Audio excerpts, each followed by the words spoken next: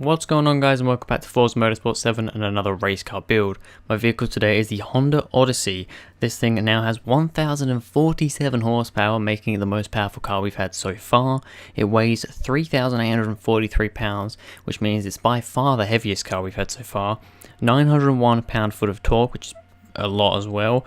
I put the 6.2 litre V8 supercharged engine in this car, which we have seen in the Kia before in the first video on this series. However, that wasn't supercharged, and because I don't change the drivetrain of cars, that means that this is front wheel drive. It's going to be interesting to see how this big minivan goes around the track. Alright, so here we are at the Road America West alternate route. Now I figured out a better way to drive, a better way for braking with these cars. Instead of I used to just kind of slam on the brakes, whereas now I've realised it's actually better just to kind of ease on the brakes a bit.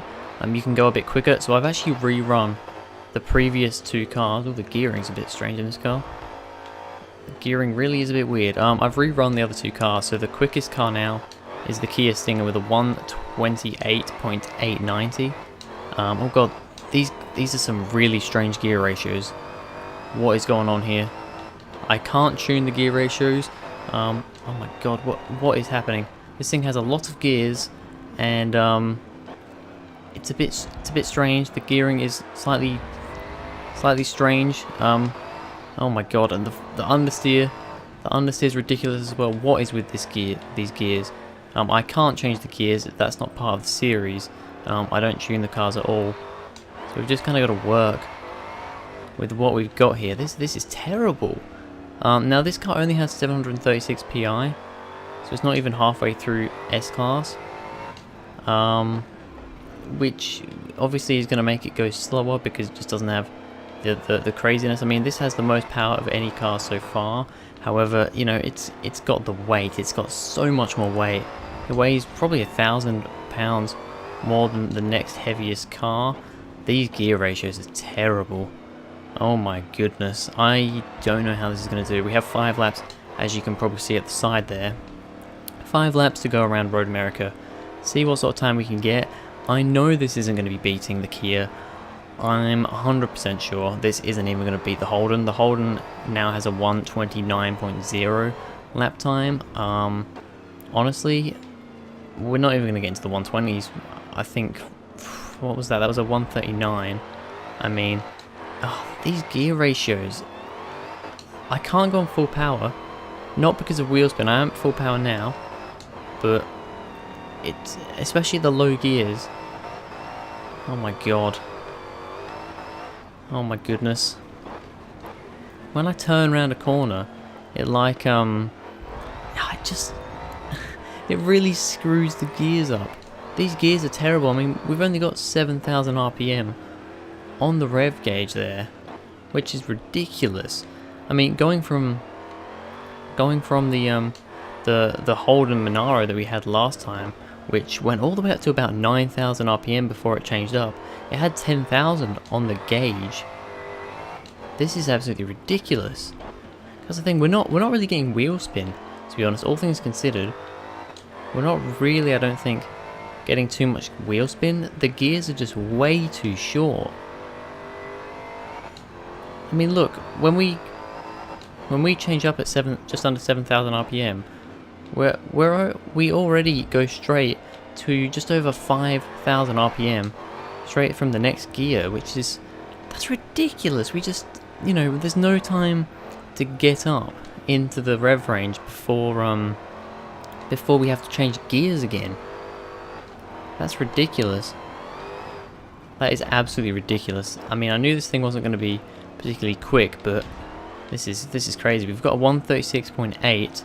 I'm having to be careful on the throttle, not because of wheel spin, but because of just because of the way the gears are. Look, it's just constantly revving. I feel like I have to get out to a high gear.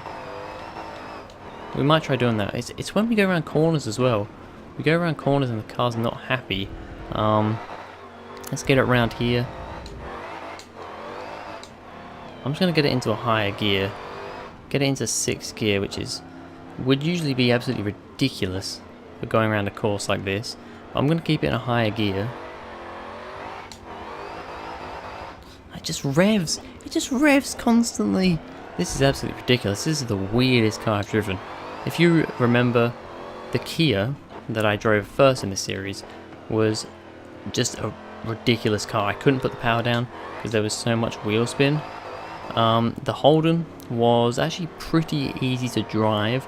Actually a little bit of understeer if anything. This is just, the gears are just completely bonkers. The gears are just so weird. Now, with changing, tuning the gears, that would make them better. I'm not particularly good at tuning cars, but one thing I can do, I can usually do gears okay. However, for this series, we're not tuning the cars at all, so I've got to keep it how it is.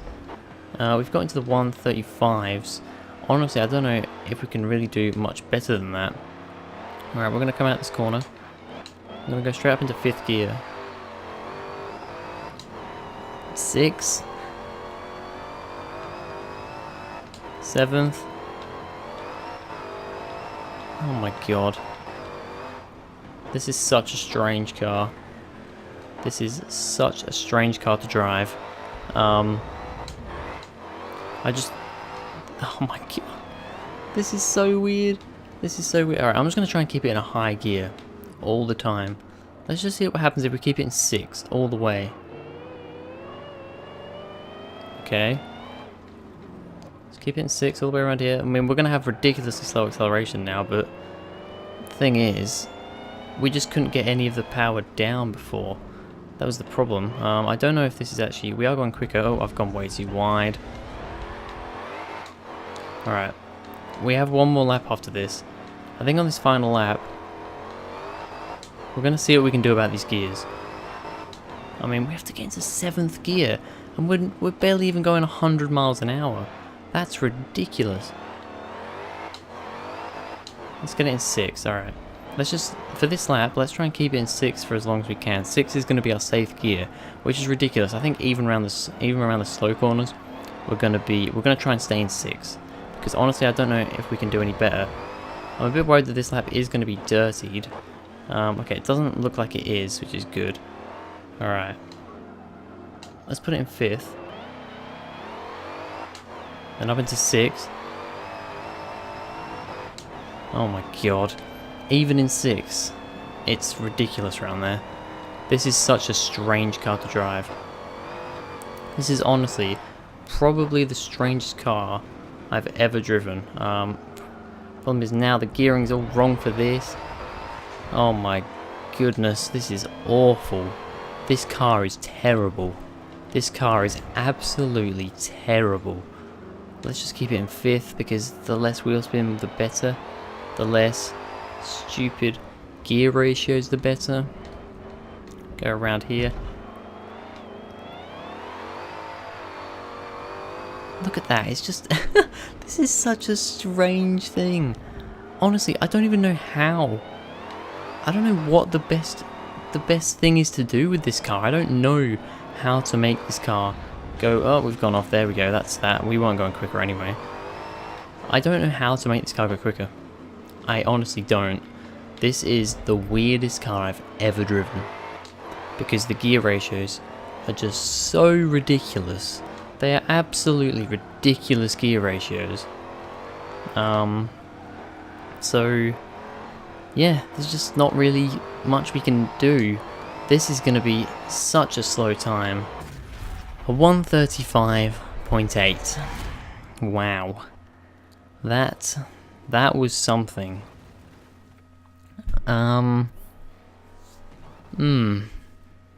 Wow. Okay, the AI's got really confused now. It's driving around backwards and smacking into the tyre bundle. Good work, AI. Yeah, okay, so 135.855 clearly puts the Honda Odyssey in last place by a country mile. I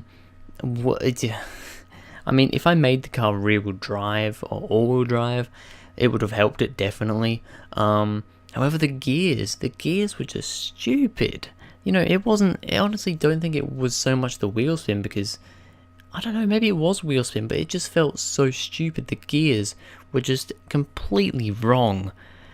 absolutely terrible, an absolutely terrible car to drive with front wheel drive. With changing the gears a bit would probably help it quite significantly. However, yeah, I mean, how it is for this series, how I've made it here, not good at all. But anyway, that's going to be it for this video, guys. Thank you very much for watching. If you enjoyed, please go ahead, like and subscribe, and I'll see you guys in the next video.